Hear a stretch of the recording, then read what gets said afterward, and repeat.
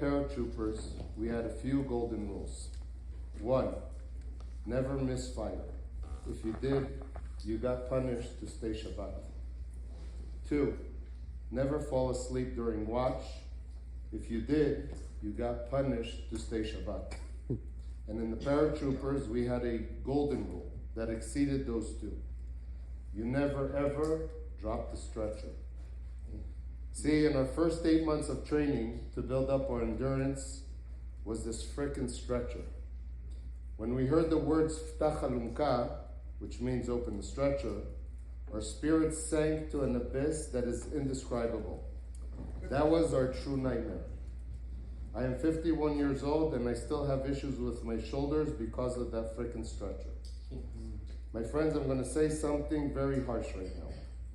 In the past few years, we the Jews in Israel and in the diaspora dropped the stretcher. Israelis dropped the stretcher when they let their differences overpower their commonality. When here in America, Jews were protesting Israel, even in front of the UN, because they didn't agree with Israel's internal politics, we dropped the stretcher. When Jews allowed a woke culture overpower the culture of moral thinking and truth-seeking. By the way, we didn't just allow it, we even led it. We dropped the stretcher. When Jews, only 80 years after the Holocaust, turned a blind eye to the teachings in school of our neighbors, teachings that even the Nazis didn't conduct in such a bold way to their children, we dropped the stretcher. We dropped the stretcher when families couldn't conduct a Seder due to political differences. We dropped the stretcher when ultra-Orthodox in Israel don't contribute to the national defense or service. And we dropped the stretcher when secular Jews became intolerant and even despiteful of our Jewish faith. All of us, progressive, conservative, religious, secular, Reform, and Orthodox, we all dropped the stretcher. We as Jews have to remember we will never all be the same. We will always have our differences. But no matter how different we are, we Jews share a common destiny.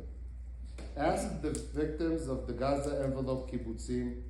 Ask the IDF soldiers that are now in intense fighting in Gaza. Ask the students in Ivy League schools. And ask the Jews in Europe. We all share a common destiny. Like it or not, at death and persecution, we are all one.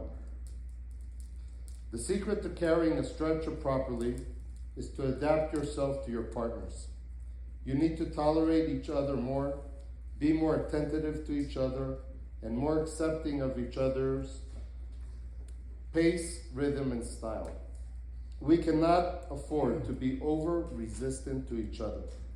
Otherwise, the stretcher we are all burdened to carry will fall. Ladies and gentlemen, I, Erez Goldman, grandson of Holocaust survivors, son of an IDF paratrooper who liberated Jerusalem, a paratrooper myself who served in Gaza, Judea, and Samaria, who lost 7 of my friends in Lebanon, father of Mai Goldman, a lone soldier, today in the elite unit of Shaldad, who just lost 9 friends in her unit. I promise you this, Israel will win this war. We have woken up, and we once again lifted the stretcher together. And everyone is now fighting to grab a spot under that stretcher and take on the burden together in sync.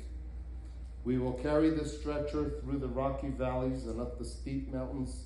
We will carry it together, and we will prevail. Today, I see Orthodox joining the IDF in record numbers.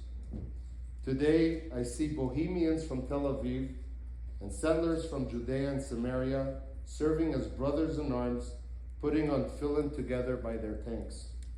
Today, I see a nation coming together to help those displaced from the north and the south with shipments of goods and relief like I've never seen before. I see Jews in the U.S. looking for any way possible to help out in the effort, sending shipments, organizing flights, donating to causes on the ground to help the fight, as well as the rehabilitation. I see Jewish students wrap themselves up in the Israeli flag and march on campuses with pride. I see mothers of all sectors come together and do Afrashat Chala, praying together in sync as one of our people, as one for our people, and as one for our soldiers, and as one for our nation. In the first week after October 7th, I got a call from one of our board members asking how he can buy an ambulance for Israel. I put him in touch with American Friends of Magen David Adom, and they bought an ambulance.